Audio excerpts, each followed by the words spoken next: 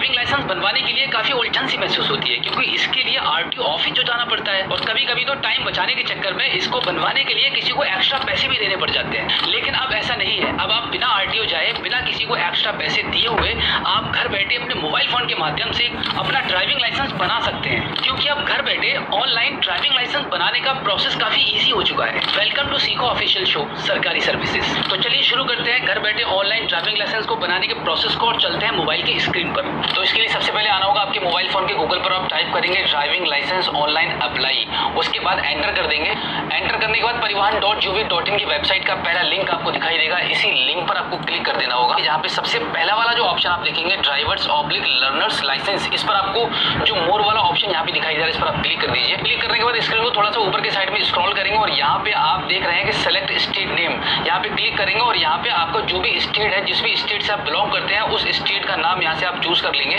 उसके बाद अप्लाई करने के लिए आपका नया पेज खुल के सामने आ जाएगा, इसको यहाँ से क्रॉस कर दीजिए। तो फिर हम अप्लाई फॉर लर्नर लाइसेंस वाले ऑप्शन पर आप क्लिक कर दीजिए। अब यहाँ पर इस पेज पर आप देखेंगे ऑनलाइन ड्राइविंग लाइसेंस को अप्लाई करने के लिए कुछ इंस्ट्रक्शन आपको दिखाई दे रहे हैं, जैसे कि आपको सबसे पहले आपका पूरा एप्लीकेशन फॉर्म फिल करना है, उसके बाद आपके डॉक्यूमेंट्स अपलोड होंगे एंड देन आपको फोटो और सिग्नेचर आपको अपलोड करना है। लेकिन इसी के साथ में आपको ये भी बताया गया है कि अगर आप आधार ई-केवाईसी के थ्रू अपना फॉर्म को ऑनलाइन आवेदन करते हैं तो यहाँ पर सिर्फ आपके सिग्नेचर अपलोड होंगे और कुछ नहीं। तो चलिए हम आगे बढ़ते हैं और यहाँ पे नीचे जो ऑप्शन आप देख रहे हैं कंटिन्यू का, इस पर हम क्लिक कर देते हैं। क्लिक करने के बाद यहाँ पर देखिए आपको कुछ ऑप्शन चूज करने के लिए मिलते हैं, जनरल है और भी कुछ नीचे ऑप्शन आपको दिखाई दे रहे हैं, बट आपको हमेशा जनरल वाले ऑप्शन को ही टिक करना है। ये पहले वाले ऑप्शन पे जो टिक है वहीं पे टिक रहने दीजिए, सबमिट कर दीजिए। सबमिट वाया आधार ऑथेंटिकेशन वाले ऑप्शन पर हम क्लिक कर देंगे और उसके बाद हम इसको सबमिट कर देते हैं। इसको हम पहले ओके कर देते हैं। तो यहाँ पे हम आधार वाले ऑप्शन को चूज कर लेते हैं। दो ऑप्शन मिलते हैं आपको बेसिकली, पहला आपको मिलता है आधार, फिर दूसरा मिलता है वर्चुअल आईडी। दोनों के माध्यम से आपका काम हो जाएगा, लेकिन अमूमन लोगों के पास आधार नंबर होता है, तो हम यहाँ पे आधार को चूज कर लेते हैं। आधार चूज करने के बाद यहाँ पे आप नीचे देखेंगे आपको आपका आधार का नंबर यहाँ पे एंटर करना होगा, तो यहाँ पे हम आधार का नंबर एंटर कर देते हैं। आधार नंबर एंटर करने के बाद जनरेट ओटीपी जो लिखा हुआ है, इस पर आप क्लिक कर दीजिए। इस पर क्लिक करने के बाद आप देखेंगे आपके आधार कार्ड में जो नंबर रजिस्टर्ड है उसके लास्ट के 4 अंक यहाँ पर आपको दिखाई दे रहा है। इस नंबर पर आपका ओटीपी चला गया है, वो ओटीपी आप यहाँ पे एंटर करेंगे। ओटीपी हमने एंटर कर दिया है। उसके बाद आप यहाँ देखेंगे टर्म्स एंड कंडीशन आपको एक्सेप्ट करनी है, यहाँ पे टिक कर दीजिए और नीचे भी आप टिक कर दीजिए और यहाँ पर भी आप टिक कर दीजिए।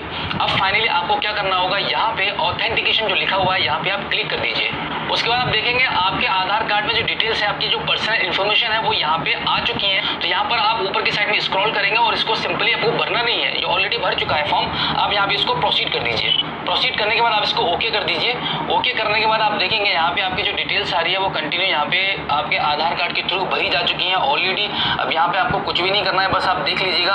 अब यहाँ पे देखेंगे आप कुछ चीज़ें आपको यहाँ पे फिल करनी होती हैं, जैसे कि आपका प्लेस ऑफ बर्थ आपको यहाँ पे भरना होगा।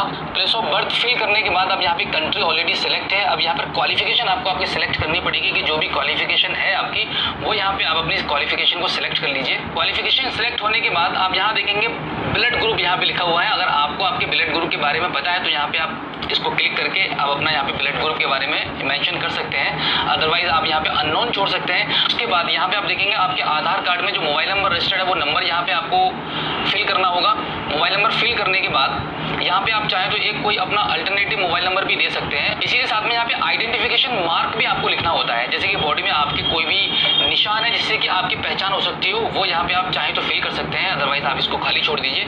उसके बाद आपका जो स्टेट है, आपका डिस्ट्रिक्ट है, वो यहाँ पे ऑलरेडी आपके आधार कार्ड की डेटा के हिसाब से भरा हुआ होगा, बट यहाँ पे अब आपको आपकी तहसील चूज करनी है। हम तहसील यहाँ पे चूज कर लेते हैं। अब यहाँ पे हम देखेंगे नीचे की साइड में आपको आपका गाँव या टाउन जो भी है आपकी तहसील के अकॉर्डिंग यहाँ पे आपको चूज करना होगा। गाँव सेलेक्ट करने के बाद आप देखेंगे यहाँ पे आपका जो कंप्लीट एड्रेस है वो ऑलरेडी भरा हुआ है पिन कोड के साथ में। अब यहाँ पर इसको आप थोड़ा सा ऊपर के साइड में स्क्रॉल करेंगे, उसके बाद आप देखेंगे यहाँ पे आपको आपका व्हीकल चूज करना पड़ेगा कि आप जो लाइसेंस बनवाना चाह रहे हैं, किस प्रकार का लाइसेंस बनवाना चाह रहे हैं, किस प्रकार का वाहन आप चलाएंगे। तो यहाँ पे motorcycle with gear non transport लिखा हुआ है, इसको आपको सिलेक्ट करना है। और इसी के साथ में अगर आपको 4 व्हीलर भी ड्राइव करनी है आपके ड्राइविंग लाइसेंस के थ्रू, तो फिर आपको लाइट मोटर व्हीकल यानी कि LMV पे भी चूज करना है और उसके बाद यहाँ पे आपको ओके कर देना है। ओके करने के बाद फिर से उसको ऊपर की साइड में थोड़ा सा स्क्रॉल करेंगे और यहाँ पे 0 सेलेक्टेड लिखा हुआ है, यहाँ पे क्लिक करेंगे और इन दोनों को यहाँ से आप सेलेक्ट करके इसको यहाँ से ओके कर देंगे।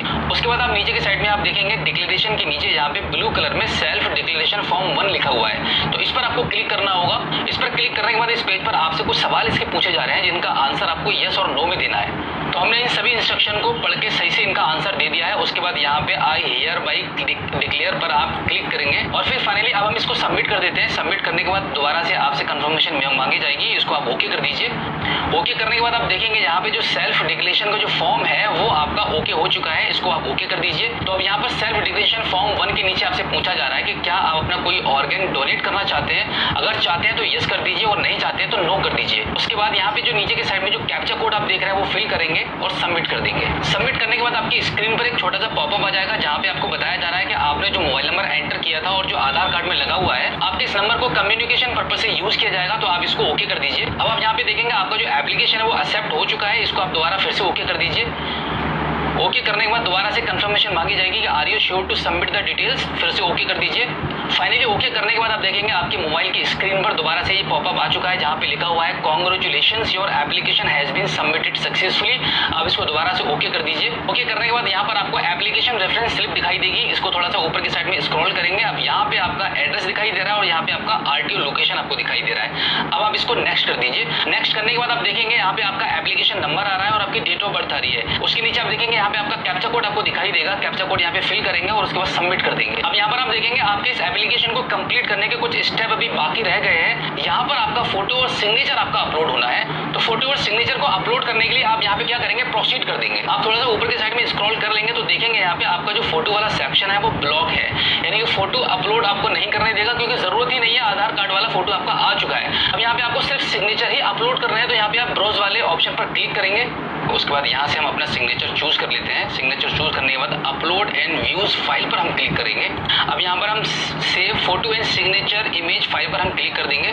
थोड़ा सा ऊपर की साइड में स्क्रॉल करेंगे। अब यहाँ पे हम फाइनली इसको नेक्स्ट कर देते हैं। अब यहाँ पे आप देखेंगे आपका सिर्फ एक ही ऑप्शन बाकी है, आपको सिर्फ पेमेंट करनी है। तो पेमेंट के लिए आप यहाँ पे इसको प्रोसीड कर दीजिए। अब यहाँ पर आपकी पेमेंट डिडक्ट होने वाली है, तो आप पेमेंट के पेज पर आ चुके हैं। इसको आप थोड़ा सा ऊपर की साइड में स्क्रॉल कर दीजिए। अब यहाँ पे आप स्क्रीन पर देखेंगे यहाँ पे आपके 350 रुपए की पेमेंट आपकी डिडक्ट होने वाली है।